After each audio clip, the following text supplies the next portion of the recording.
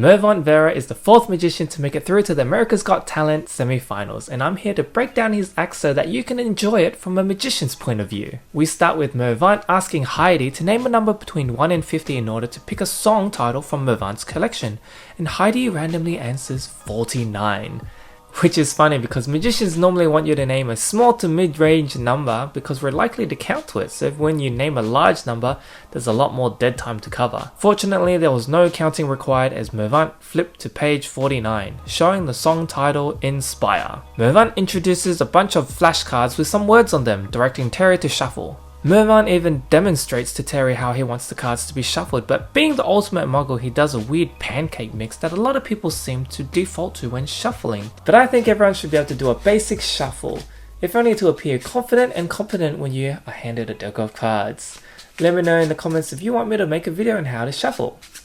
After he gets the cards back from Terry, it's time to start the magic, or rather, the rapping with a beat. From a shuffled bunch of flashcards, Mervant cuts a pack and then freestyles a rap based on whatever word comes up in the shuffle, which is super impressive even though it's not super magical. As magicians, we have ways to stack the deck in our favour for the outcome that we want, but as I watched Mervant, I didn't care about his methods but more so looked forward to hearing his rap and what he was going to say, which was presented in a fun way with the use of the flashcards. You anticipate the next word and how it can be used in the rap that he's doing, hoping it all makes sense and then enjoying it because it does and feels good, telling more of his journey as a minority in a magically white world.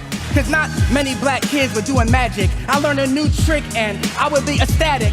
After the pack, he once again points out that Terry shuffled the cards beforehand and taking the other pack to line them side by side shows that the words end up making more sense, allowing Mervant to give more inspirational motivation to the audience. If you're the type to, you could go back and note down the words he used to see if they were still the same words in the same order to make sure that nothing was further shuffled or switched. But I did that for you and can confirm that there's no discrepancy outside of the fact that he cut the deck to make sure that the first word that shows up is the word now rather than the word beautiful, which was the last word in his freestyle rap. Mervant ends up focusing back on page 49, Inspire, a random selection that Mervant knew would happen because under everyone's seat was a piece of paper with the word inspiration, literally giving everyone some inspiration to take home, which is hilariously nice. Anytime you can involve your audience to be a part of your magic is always good and a great way to connect the audience together with you. The judges likened Mervant to Tony Robbins, a motivational speaker, which I guess Mervant would like to pivot to with his magic rap, something I could see being beneficial to all people because who doesn't love the power of positivity?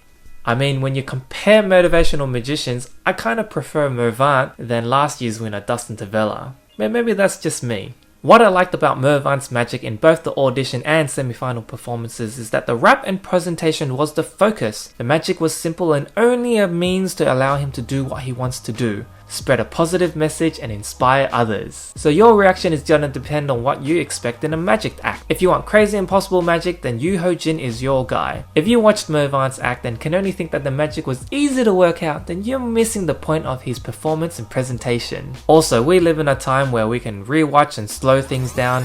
Plus, doing a search for the secret is so easy, so rather than focus on the secrets, it's time to enjoy the whole presentation, appreciate the technical work put in, and support one another. But I'm still going to keep most of the secrets because that's a core principle in magic that just shouldn't be broken, even if you like this video, which you should anyway. Thank you.